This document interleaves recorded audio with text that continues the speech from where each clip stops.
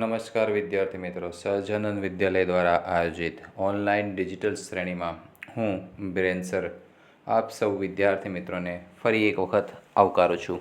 મિત્રો, આજના આ લેક્ચરમાં આપણે મોડલ ઓક્ઝિલરીસનો એક નવો શબ્દ શીખીશું, જે છે શુડ. શુડ એટલે જોઈએ. તો ચાલો શુડનો ઉપયોગ જાણીને આપણે તેને વ્યવસ્થિત સમજીએ. તો ઉપયોગમાં પહેલો ઉપયોગ છે ફરજ, એટલે કે ડ્યુટી દર્શાવે છે. આ શુડ શબ્દ ફરજ એટલે કે ડ્યુટી દર્શાવે છે. વ્યક્તિએ અમુક કાર્ય કરવું જ જોઈએ તે દર્શાવે છે. ચાલો ત્યારે ઉદાહરણ દ્વારા સમજીએ. વિદ્યાર્થીએ વર્ગમાં સારી રીતે ધ્યાન આપવું જોઈએ. વિદ્યાર્થીની ફરજ છે કે તેણે વર્ગમાં ધ્યાન આપીને ભણવું જોઈએ. તો student should pay attention in the class well. Students should pay attention in the class well. વિદ્યાર્થીઓએ સારી રીતે વર્ગમાં ધ્યાન આપવું જોઈએ. બીજું વાક્ય જોઈએ. આપણે વડીલોની આજ્ઞાનું પાલન કરવું જોઈએ. આપણે એટલે વી, આજ્ઞાનું પાલન કરવું જોઈએ. તો કરવું જોઈએ એટલે શુડ, અને આજ્ઞા પાલન એટલે ઓબે. તો કોની? વડીલોની એટલે એલ્ડર્સ. તો વી શુડ ઓબે એલ્ડર્સ. આપણે વડીલોની આજ્ઞાનું પાલન કરવું જોઈએ. આપણે પૈસા બગાડવા જોઈએ નહીં. વી શુડ નોટ અથવા તો શુડન્ટ વેસ્ટ મની. પૈસા બગાડવા તો વેસ્ટ મની, અને ન જોઈએ એટલા માટે શુડ. આગળનું વાક્ય છે આપણે વૃક્ષો કાપવા જોઈએ નહીં. તો we should not cut trees. We should not cut trees. જો મિત્રો, ત્રીજા અને ચોથા વાક્યમાં નકાર વાક્ય રચના આવે છે, જે આપણે ઓલરેડી મોડલ્સના ફર્સ્ટ લેક્ચરની અંદર આ વાક્ય રચના આપણે જોઈ ચૂક્યા છીએ. તો ચાલો શુડનો બીજો ઉપયોગ જોઈએ. બીજો ઉપયોગ આ મુજબ આવે છે.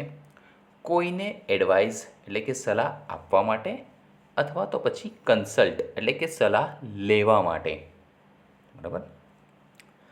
આપણાથી નાની ઉંમરના કે સરખી ઉંમરની વ્યક્તિને સલાહ આપવા કે વડીલ અથવા તો આપણી સરખી ઉંમરની વ્યક્તિ પાસેથી સલાહ લેવા માટે શુડ વપરાય છે.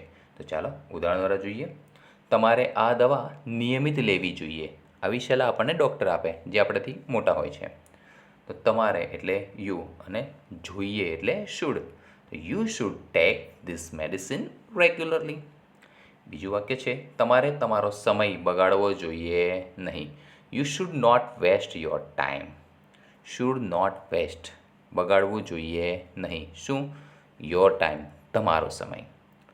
ત્રીજું વાક્ય છે okay, you should not waste your time. You કર્તા તરીકે, તમારે એટલે કે યુ, તમારો સમય તો યોર ટાઈમ, અને બગાડવો જોઈએ નહીં. આ જોઈએ નહીં એટલા માટે શુડ નોટ. ઓકે, ચલો આગળનું ત્રીજું વાક્ય જોઈએ. મારે બપોરના ભોજન પહેલાં આ દવા લેવી જોઈએ. તો જુઓ મિત્રો, અહીંયા પ્રશ્નાર્થ વાક્ય રચના આવી છે. તો વાક્યની શરૂઆત થશે મોડલ્સથી. તો જોઈએ, લેવું જોઈએ, તો શુડ ટેક. ઓકે, તો પહેલાં મોડલ, પછી કર્તા, પછી ક્રિયા. તો શુડ કોને? મારે એટલે કે આઈ, અને લેવું જેનું અંગ્રેજી થાય છે ટેક, અને આ દવા એટલે ધીસ મેડિસિન. તો should I take this medicine before lunch. Okay, વાક્ય નંબર 4. સાહેબ, અમારે કેટલા કલાક ભણવું જોઈએ? સ્વાભાવિક છે, ભણવાનો ચોક્કસ સમય હોવો જ જોઈએ, રાખેલો જ હોવો જોઈએ. તો આવો સવાલ આપણે સાહેબને પૂછવો હોય તો શું આવશે? તો sir, how many hours should we study? How many hours should we study? આવો સવાલ તમે જ્યારે સાહેબને પૂછો તો મારા જેવા સાહેબ શું કહેશે? તો જુઓ, તમારે દિવસમાં માત્ર ભણવું જ જોઈએ એવું જરૂરી નથી. આપણે મનોરંજન પણ કરવું જોઈએ, ખેલકૂદ પણ કરવી જ જોઈએ. તો સાહેબ, કેટલો સમય કરવા જોઈએ? જો તમે દિવસમાં 2 કલાક ભણો છો તો તમારે 1 કલાક મનોરંજન અને ખેલકૂદમાં આપવા જોઈએ. તમે 4 કલાક ભણો છો તો 2 કલાક આપવા જોઈએ. સાહેબ આવું કેમ? સીધી સિમ્પલ વાત છે. આપણે વિદ્યાર્થી તરીકે છીએ તો સૌથી પહેલું કામ આપણું શું થાય? ભણવું. તો પહેલું કામ જે છે એ તો 50% હોવું જ જોઈએ. 24 કલાકમાંથી 12 કલાક ભણવું જોઈએ. સાહેબ આટલું બધું થોડું હોય. કંઈ નહીં, 6 કલાક તો ભણી શકાય ને. ભણી શકાય. ચાલો આગળનું વાક્ય જોઈએ. પરીક્ષા માટે મારે શું કરવું જોઈએ? હવે કદાચ પરીક્ષાઓ નજીક આવી રહી હોય તો આ સવાલ થાય. તો સવાલ બનાવવા માટે આપણે અત્યારે શું કરવાનું છે? તો કરવું જોઈએ એટલે શુડ. પણ શું શબ્દ આવ્યો? WH શબ્દ. તો વાક્યની શરૂઆત WH શબ્દથી થશે, પછી શુડથી પ્રશ્નાર્થ વાક્ય રચના. What should I do for exam? Okay સાહેબ, આ સિવાય શુડનો કોઈ ઉપયોગ ખરો? હા છે ને. ત્રીજો ઉપયોગ છે ઇચ્છનીય વર્તન દર્શાવવા માટે, કે ભાઈ આપણાથી મોટા વ્યક્તિ આપણી પાસે એક આશા રાખે છે કે આપણું વર્તન આવું હોવું જોઈએ. જેમ કે ઉદાહરણ દ્વારા જોઈએ, તમારે ખોટું ન બોલવું જોઈએ. નકાર વાક્ય રચના આવશે. તો પહેલાં કરતા, you should not speak lie. You should not speak. To speak એટલે બોલવું, અને નોટ સ્પીક એટલે ન બોલવું જોઈએ. શું ન બોલવું જોઈએ? લાય, ખોટું ન બોલવું જોઈએ. બરાબર છે. બીજું વાક્ય, તમારે કોઈ પણ કાર્યમાં અનિયમિત ન થવું જોઈએ. કોઈ પણ કામની અંદર ઇરેગ્યુલારિટી ન હોવી જોઈએ.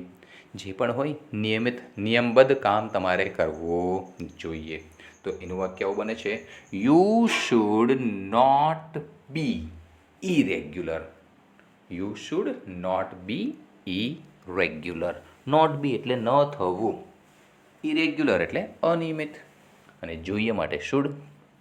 ત્રીજું વાક્ય છે, આપણે ગરીબ લોકોને મદદ કરવી જોઈએ. તો આપણે એટલે કે વી, મદદ એટલે હેલ્પ. તો we should help poor people. આપણે ગરીબ લોકોને મદદ કરવી જોઈએ. ચાલો હવે આપણે આગળનો જે શબ્દ છે મોડલ ઓક્ઝિલરીઝમાં એને જોઈએ. અને એ શબ્દ છે મસ્ટ.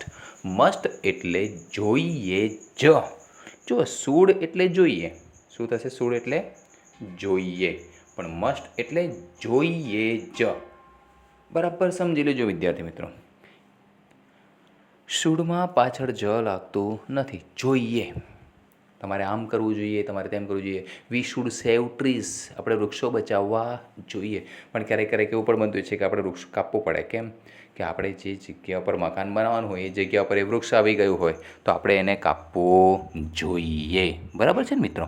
તો આ ઘટના જે છે એ આપણા ઘર માટે, આપણે જે રહીએ છીએ એ વિસ્તાર માટે જો લાભદાયી હોય તો આપણે એ ક્રિયાની વિરુદ્ધમાં પણ જવું પડે છે. પણ મસ્ટ આવી ગયું તો પછી એ ગમે તે હોય એ થવું જોઈએ જ નહીં. ભારપૂર્વક કહેવાય છે. તો એનો ઉપયોગ જોઈએ. નૈતિક ફરજ એટલે કે મોરલ ડ્યુટી, અથવા તો કાર્યનું ફરજિયાતપણું, કમ્પલસરીપણું દર્શાવે છે. ઉદાહરણ દ્વારા સમજીએ. તમારે સખત મહેનત કરવી જ પડશે. ફરજ છે. આપણે કોઈને ફરજ યાદ અપાવી હોય અથવા તો કોઈને સલાહ આપવી હોય તો પણ આવે છે. તો સખત મહેનત કરવી જ પડશે. આવા કે ક્યારે કહીએ? જ્યારે એની ફરજ આપણે યાદ અપાવતા હોય ત્યારે. તો યુ મસ્ટ વર્ક હાર્ડ. આ પ્રમાણે બીજું વાક્ય જોઈએ. આપણે તેને મદદ કરવી જ પડશે. તો વી મસ્ટ હેલ્પ ધેમ. સાહેબ અહીંયા શુડ ન મૂકી શકાય? જો મૂકી શકાય ખરું, આપણે તેને મદદ કરવી પડશે એવું લખ્યું હોય તો, પણ અહીંયા કરવી જ પડશે. જ શબ્દ આવી ગયો ને, જો જ શબ્દ ખાસ આવી જાય છે બંને વાક્યમાં. તો જ આવી ગયો એટલે મસ્ટ જ આવશે, શુડ આવશે નહીં. સાહેબ બીજો ઉપયોગ ખરો? હા છે ને. ભારપૂર્વકની સલાહ, કમ્પલસરી એડવાઇસ દર્શાવે છે. મસ્ટ એ કમ્પલસરી એડવાઇસ દર્શાવે છે. કમ્પલસરી એટલે કેવી? તો એક્ઝામ્પલ દ્વારા જોઈએ. આપણે રાષ્ટ્રધ્વજને માન આપવું જ જોઈએ. We must respect the national flag. તે ભારપૂર્વકની સલાહ છે કે આપણે આ કામ કરવું જ જોઈએ. બીજું વાક્ય છે, તમારે તમારી ભૂલ માટે માફી માંગવી જ જોઈએ. જો આપણે ક્યારેક કોઈ ભૂલ કરીએ અને એ ભૂલ થઈ ગઈ છે એવું આપણે જો સ્વીકારતા હોઈએ તો આપણે પછી શું કરવું જોઈએ? માફી માંગવી જ જોઈએ. તો એના માટે શું આવશે? તો તમારે એટલે યુ, માંગવી જ જોઈએ એટલે મસ્ટ. તો યુ મસ્ટ એપોલાઇઝ. હવે એક તો એનું ઉચ્ચારણ જે છે ને એ વિદ્યાર્થી મિત્રો બરાબર સમજવા જેવું છે. એપોલોઝાઈ. એપોલોઝાઈ એટલે માફી માંગવી જ જોઈએ. શેના માટે? તો ફોર યોર મિસ્ટેક, તમારી ભૂલ માટે, બીજાની ભૂલ માટે નહીં. હા, આપણે ભૂલ કરીએ તો આપણે માફી માંગવી જોઈએ, બીજા ભૂલ કરે તો બીજાએ માફી માંગવી જોઈએ. ચલો આગળનો સાહેબ બીજી કોઈ ક્રિયા? હા છે ને. તો થર્ડ નંબરમાં આવશે અનિવાર્ય બાબત કે જે ટાળી ન શકાય તે બાબત દર્શાવવા માટે, કે જે બાબતને આપણે ક્યારેય ટાળી શકતા નથી એવી બાબત દર્શાવવા માટે. તો સાહેબ એનું એક્ઝામ્પલ, આપણે સૌએ એક દિવસ મરવું જ પડશે. જો કોઈ એમ કહે કે હું ક્યારે ન મરી શકું, એવું ક્યારે બને નહીં. કોઈ પણ વ્યક્તિ હોય, દુનિયાની કોઈ પણ વ્યક્તિ, એના માટે મોત નિશ્ચિત છે જ, આપણે જાણીએ છીએ. તમે જાણો છો હિરણ્યકશ્યપે એવું વરદાન માંગ્યું હતું તો ભગવાને નૃષિ અવતાર લઈને પણ એનો વધ કર્યો. એટલે કે મોત તો નક્કી જ છે જ. એટલે કે આ બાબત ટાળી ન શકાય એવી છે, અનિવાર્ય બાબત છે. તો we all must die one day. એક દિવસ આપણે સૌએ મરવું જ પડશે. ચલો આ પાઠનું એક વાક્ય જોઈએ. આપણે આ તળાવ છોડી જવું જ પડશે. યાદ છે ને ક્લેવર ફિશ જે છે એ એના બંને મિત્રો લેઝી અને સ્ટુપિડને કહે છે. તેમાં પણ આ વાક્ય આવ્યું હતું, we must go to leave this pond. જો અહીંયા તળાવ છે એટલે પોન્ડ, લેક એટલે સરોવર. બરાબર સાહેબ, આ સિવાય બીજો કોઈ ઉપયોગ કરો? હા છે ને. શું છે એ ઉપયોગ? તો ચોક્કસ અનુમાન એટલે કે શ્યોર પોસિબિલિટી દર્શાવે છે. જો આ જેટલા અંગ્રેજી શબ્દ છે ને એને બરાબર તમે યાદ રાખી લેજો. આગળના ધોરણની અંદર, આગળના અભ્યાસની અંદર તમારે ફંક્શન વર્ડમાં કામમાં આવશે. બરાબર છે? અને ફંક્શન વર્ડ જ્યારે આવે ત્યારે આ શબ્દો તમને ખૂબ જ કામમાં આવશે. ચલો એક્ઝામ્પલ, ત્યાં ધુમાડો છે ત્યાં આગ હોવી જ જોઈએ. ત્યાં ધુમાડો છે ત્યાં આગ હોવી જ જોઈએ. તો ત્યાં એટલે કંઈક દૂરની અવસ્થા બતાવે છે. તો there is a smoke. There is smoke. There must be. જો હોવું જ જોઈએ, બી એટલે બનવું, થવું, હોવું. ઓ ફાયર. ફાયર એટલે ધુમાડો. બરાબર ને? ના, ફાયર એટલે આગ લાગવી. ધુમાડો એટલે તો સ્મોક. તો ધેર ઇઝ સ્મોક. ત્યાં ધુમાડો છે ત્યાં આગ હોવી જ જોઈએ. તો there must be a fire. ચલો આગળનું એક્ઝામ્પલ જોઈએ. આચાર્ય કાર્યાલયમાં હોવા જ જોઈએ. કોઈ આચાર્યશ્રીને મળવા આવ્યું હોય અને પૂછે આપણને કે સાહેબ આચાર્ય ક્યાં મળશે, તો આપણે શું કહીશું? ત્યાં ઓફિસમાં હશે, કાર્યાલયમાં હશે. અને પૂછે કે ત્યાં તો નથી, આપણે શું કહીશું? ત્યાં હોવા જ જોઈએ, કારણ કે અમે હમણાં જ એમને જતા જોયા છે ત્યાં. બરાબર? તો the principal must be in the office. The principal must be એટલે હોવા જ જોઈએ ઇન ધ ઓફિસ. આગળ જોઈએ. હેત હોશિયાર છે તે સારા ગુણ મેળવવા જ જોઈએ. હેત હોશિયાર છે તેણે સારા ગુણ મેળવવા જ જોઈએ. તો Het is clever. He must get good marks. Must get એટલે મેળવવો જ જોઈએ. શું મેળવવું જોઈએ? ગુડ માર્ક્સ, સારા ગુણ. બરાબર? અને સારા ગુણ મેળવવા જ જોઈએ. હવે સારા ગુણ ન મેળવે તો ના, એ હોશિયાર છે એટલે એને મેળવવા જ જોઈએ. એટલે કે એને મહેનત એ પ્રકારે કરવી જ પડશે. બરાબર? તો ચાલો આગળનો જે કાર્ય છે, આગળનો ઉપયોગ છે એ કેવો છે એ જોઈએ. તો પાંચમો ઉપયોગ મસ્ટનો આવો આવે છે કે દ્રઢ સંકલ્પ દર્શાવવા. દ્રઢ સંકલ્પ એટલે ફર્મ ડિટર્મિનેશન. સંકલ્પ એટલે ડિટર્મિનેશન અને દ્રઢ મજબૂત, એના માટે ફર્મ. તો ચલો ઉદાહરણ જોઈએ. ડૉક્ટર બનવા માટે મારે સખત મહેનત કરવી જ પડશે. હવે એક આપણે જાતે પોતાની જાતને કહીએ કે મારે આ મહેનત કરવી જ પડશે. શેના માટે? ડૉક્ટર બનવા માટે. તો વાક્ય I must work hard. Must work, મહેનત કરવી પડશે. કેવી? સખત. I must work hard. શેના માટે? To become a doctor. Doctor બનવા માટે. આવતી પરીક્ષામાં મારે સારા ગુણ મેળવવા જ પડશે. હવે પરીક્ષા આવશે, એ પરીક્ષામાં મારે સારા ગુણ મેળવવા જ પડશે. આપણે જાતે નક્કી કરી લીધું કે મારે મેળવવા જ પડશે. તો વાક્ય કંઈક આવું બનશે. I must get good marks. Must get એટલે મેળવવું, ગુડ માર્ક્સ એટલે સારા ગુણ ઇન ધ નેક્સ્ટ એક્ઝામ, આવતી પરીક્ષામાં. ત્રીજું છે છઠ્ઠું કાર્ય, નિયમો, કાયદા કાનૂન કે કાનૂની ચેતવણી દર્શાવે છે. કે કોઈ સોસાયટીમાં આપણે રહેતા હોઈએ તો સોસાયટીના અમુક કાયદા કાનૂનનું પાલન આપણે કરવું જ પડે. બરાબર છે? સોસાયટીના અમુક નીતિ નિયમો હોય એનું પાલન આપણે કરવું જ પડે. જેમ કે સોસાયટીની બહાર મોસ્ટલી બોર્ડ વારેલા હોય છે કે 1 થી 4 દરમિયાન, બપોરે 1 થી 4 દરમિયાન ફેરિયાઓએ પ્રવેશ કરવો નહીં. એ સોસાયટીનો નિયમ હોય છે. બરાબર છે?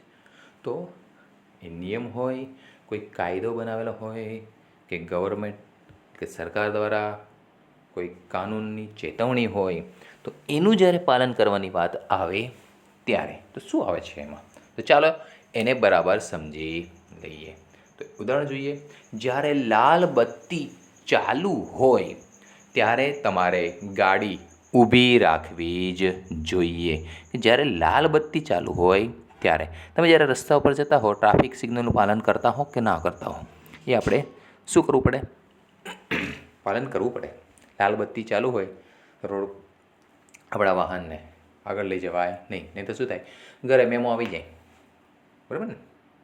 ચાલો એને સમજી લઈએ. When the red light is on, you must stop your car. જ્યારે એટલે when લાલ બત્તી એટલે રેડ લાઇટ ચાલુ હોય એટલે is on, you must stop, તમારે ઊભા રહેવું જ પડે. શું રાખવું પડે? યોર કાર, તમારી ગાડી. આગળનું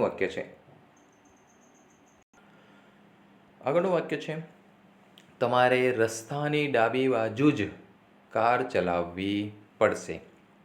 જો આપણે રસ્તા ઉપર જો આપણે વાહન ચલાવતા હોય તો એક નિયમ છે, ડાબી બાજુ જ વાહન ચલાવવું જોઈએ. ચાલવામાં પણ એ જ નિયમ છે. ચાલવામાં પણ તો ચાલો, you must drive to the left side of the road. અહીંયા કાર શબ્દ લખવાનું ભૂલાઈ ગયો છે. You must drive a car to the left side of the road. બરાબર? તો અકાર તમારે મૂકવાનું થશે. આપણે જાણીએ છીએ સાહેબ દર વખતે એકની એક કંઈક નવું ભૂલ દર્શાવે છે. કેમ? જેથી કરીને વિડીયો લિંક દ્વારા જે વિદ્યાર્થી મિત્રો સમજી રહ્યા છે તે ભૂલ ન કરે, પણ જે માત્ર પીડીએફમાંથી ઉતારો જ કરે છે, વિડીયો નથી જોતા, એ અહીંયા ભૂલ કરીને બેસે છે. તો જે લોકો વિડીયો નિહાળી રહ્યા છે એ વાક્ય શું લખશે? You must drive a car to the left side of the road. આગળ જોઈએ. તમારે પરીક્ષામાં પાસ થવા 33 ગુણ લાવવા જ પડશે. જો આ બધું શું છે? એક ચેતવણી છે. જો 33 નહીં લાવો તો નપાસ થશો. બરાબર? તો you must get 33 marks to pass in exam. સાહેબ હવે કોઈ નિયમ, કોઈ કાયદો કાનૂન, કોઈ મસ્ટ માટેનો કોઈ ક્રિયા બાકી છે? એક છેલ્લું સમજી લઈએ. મનાઈ હુકમ અથવા ધમકી દર્શાવવા માટે. એ સાહેબ ધમકી, હા ધમકીની પણ વાત આવશે. કોઈને મનાઈ હુકમ આપવો હોય તો પણ મસ્ટનો ઉપયોગ થાય છે. ઉદાહરણ જોઈએ. કોઈ પણ દરવાજા સામે ગાડી થોભાવશે નહીં. આપણે જાણીએ છીએ ને, નો પાર્કિંગના બોર્ડ મારેલા હોય છે. કોઈ પણ એટલે નો કોઈ પણ નહીં એટલે શું બનશે? No one. તો no one must park the vehicle. Vehicle એટલે ગાડી, વાહન. નિયર ધ ગેટ દરવાજા પાસે, દરવાજા સામે. No one must park the vehicle near the gate. બીજું વાક્ય છે કોઈ પણ પરીક્ષા દરમિયાન ચોરી કરશે નહીં. તો કોઈ પણ નહીં એટલે નો વન. મોડલ્સ વર્બ્સ આવશે મસ્ટ અને ચોરી કરવી એટલે કોપી. તો no one must copy during the exam. મારું પુસ્તક પાછું આપ નહીંતર મારે સાહેબને કહેવું જ પડશે. તો આ શું થઈ? ધમકી દઈને ચોપડી દે અને સાહેબને કહી દઈશ. તારી ધમકી દર્શાવવા માટે પણ શું આવે છે? મસ્ટ. ને વાક્ય કેવી રીતે બનશે? Give my book back otherwise. આ નહીતરનો અર્થ, જે નહીતર છે ને, નહીતર એનો અર્થ થાય છે otherwise. Give my book back otherwise I must tell to sir. Must tell કહેવું જ પડશે. કોને? ટુ સર, સાહેબને. ઓકે. તો modal auxiliaries can, could, should, may, might, must બધા જ શબ્દોનો ઉપયોગ કેવી રીતે કરવો એ તમને ખ્યાલ આવી ગયો હશે. તો ફરી પાછા આપણે મળીશું આવતા લેક્ચરમાં કોઈક નવા ટૉપિક સાથે. ત્યાં સુધી જય ભારત, જય હિન્દ.